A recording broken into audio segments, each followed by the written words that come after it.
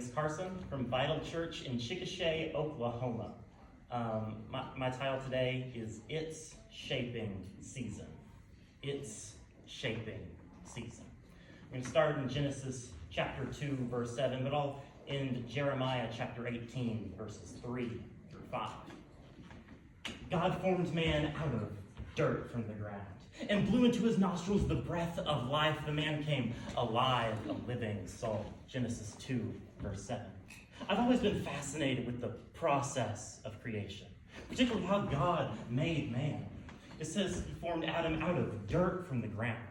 Even the name Adam is derived from the Hebrew word Adamah, meaning ground or clay.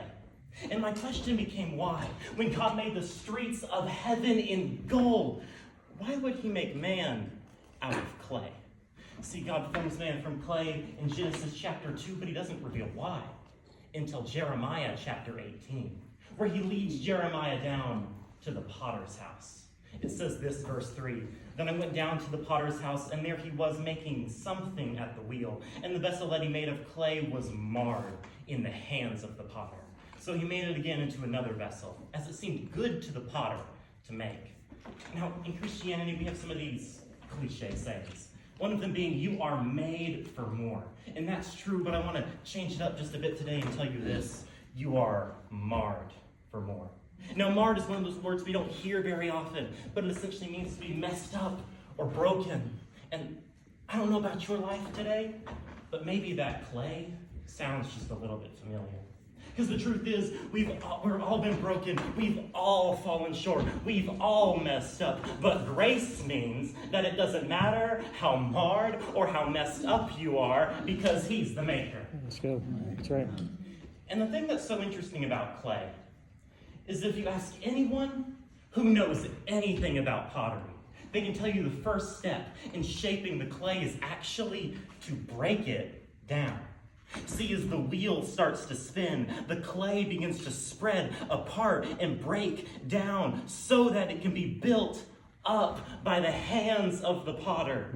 Can I tell you today that the world is going to break you, but he will be the one to shape you. Something I believe can give you so much hope, even if everything feels like it's breaking down around and inside of you, is this: breaking is a part of building.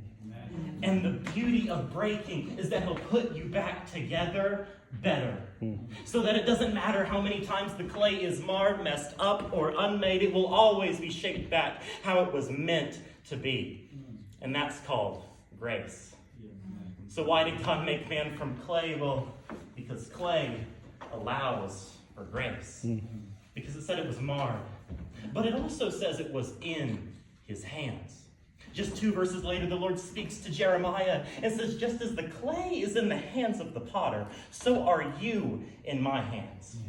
And can I tell you today, the hands of the potter, the hands of our God, those are some capable hands. See, it's the potter who puts the purpose in the clay and shapes it and changes it into what it was meant to be from the very beginning. Right.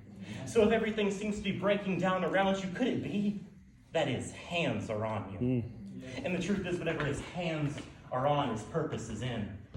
And the thing about clay is that clay allows for grace, but change requires surrender.